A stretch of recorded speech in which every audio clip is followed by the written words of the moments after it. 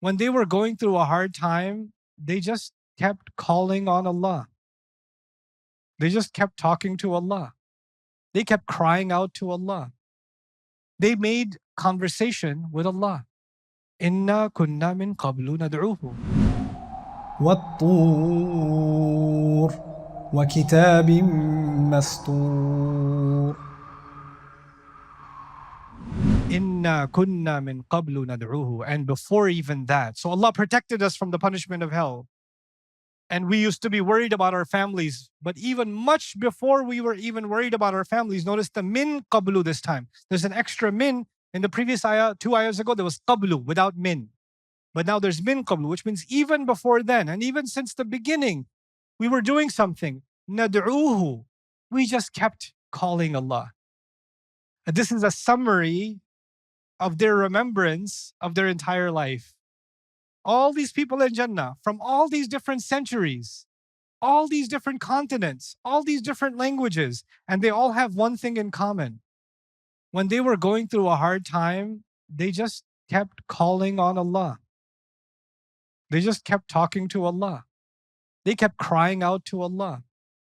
They made conversation with Allah. Inna kunna min qablu nad'uhu. And dua, nad'u, means two things. Call Him and also means pray to Him. Ask Him for things. Make dua from Him. We kept praying to Him. We kept asking Him. We kept begging Him.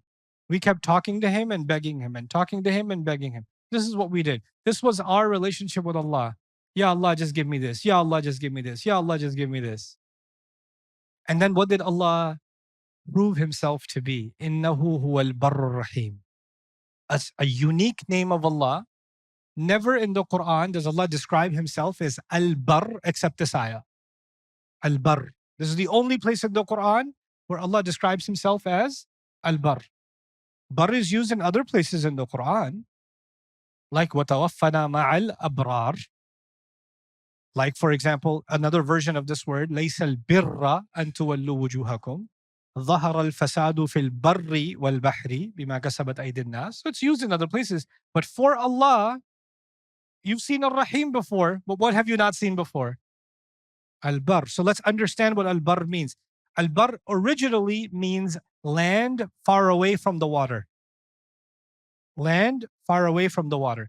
The land close to the water is Reef. Reef. And the land inland is Barr. The idea is it's the opposite of Bahr. So let's understand this first. When you're in the sea and you're on a ship, are you absolutely safe? No, it depends on the sea, doesn't it? If the sea decides and it turns into a tsunami wave or something, the ship can overturn. There could be a lightning strike. Anything can happen, but you're not safe until you reach what?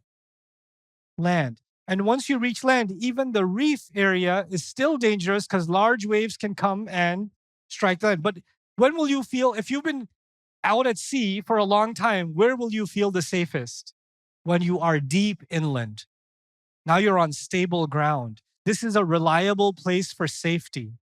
From it comes the idea that someone who is good and reliable, like they're good for their promise. I know in American English we say this, you may not have heard of it.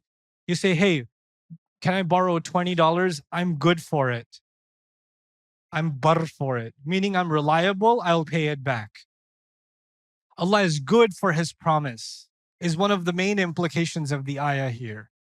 In other words, barr actually means good, but good in what sense? Good in being reliable. God is good, God is reliable. We used to call Him and pray to Him and pray to Him and because He is the ultimate one that is good for promises. He fulfills His promise. When He promised something, إِنَّكَ لَا تُخْلِفُ الْمِيعَادِ, you don't break the promise. So that's included inside of this meaning. And not only did He fulfill His promise, He gave me much more than what I even imagined. And that's inside what word? Ar-Rahim. I hope you guys enjoyed that video clip. My team and I have been working tirelessly to try to create as many resources for Muslims to give them first steps in understanding the Quran all the way to the point where they can have a deep, profound understanding of the Quran. We are students of the Quran ourselves, and we want you to be students of the Quran alongside us. Join us for this journey on BayyinaTV.com, where thousands of hours of work have already been put in. And don't be intimidated, it's step by step by step, so you can make learning the Quran a part of your lifestyle. There's lots of stuff available on YouTube, but it's all over the place. If you want an organized approach to studying the Quran beginning to end for yourself, your kids, your family, and even among peers, that would be the way to go. Sign up for BayyinaTV.com.